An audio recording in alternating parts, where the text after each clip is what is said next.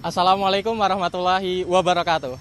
Halo semuanya, kami dari kelompok 7 dengan mata kuliah pengantar ilmu hukum akan membawakan materi terkait hukum positivisme dengan saya sendiri, Nur M. Saifuddin, dengan NPM 2512011011234. Dan dengan saya di sini, nama saya Muhammad Arazi Gazalba, NPM 2512011252.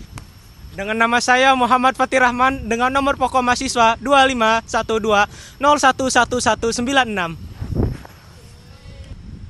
Perkenalkan, nama saya Nibel Febrina Dodelan dengan NPM 2512011255. Dengan saya di sini Salma Fitri dengan NPM 2512011179. Perkenalkan, nama saya Renika Yulisawati dengan NPM 2512011171.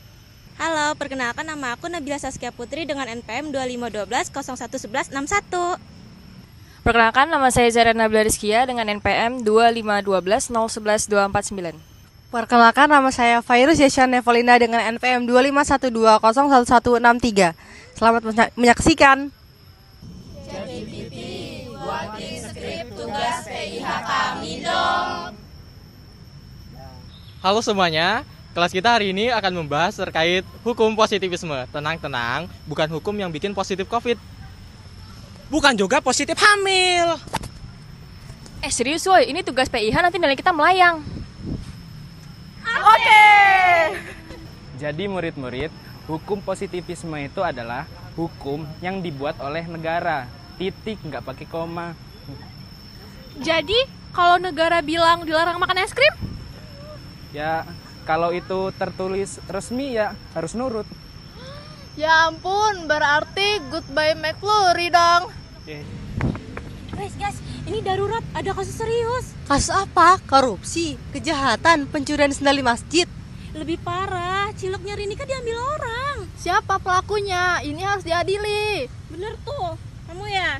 Bukan aku. Bohong. Apa sih anak sejujur ini?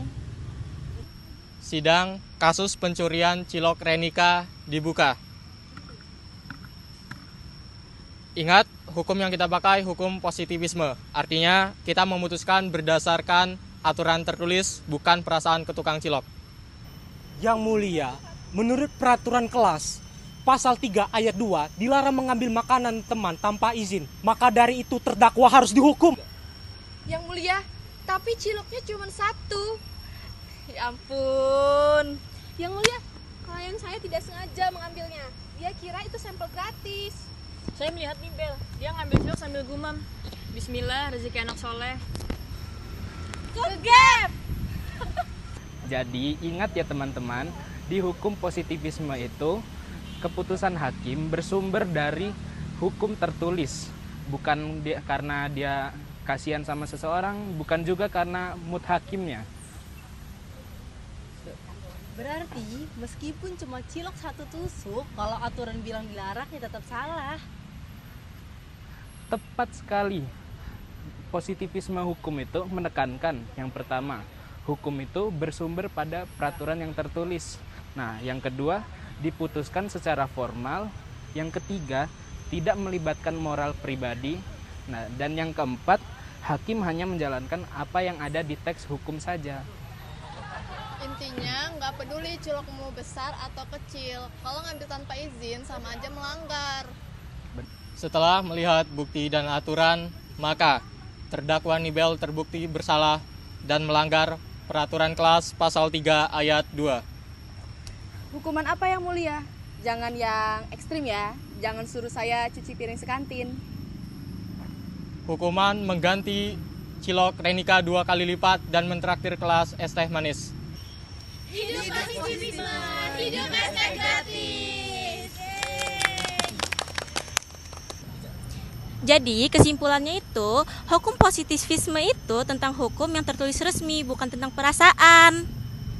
Dan jangan maling cilok orang, karena kalau ada aturannya ya siap-siap diadili. Sampai di sini konten video kita. Semoga kalian ngerti, paham, dan juga nilai kita positif. Dah. Gini loh. 2, 1. Lupa. Dari itu terdakwa harus dihukum. Yang mulia.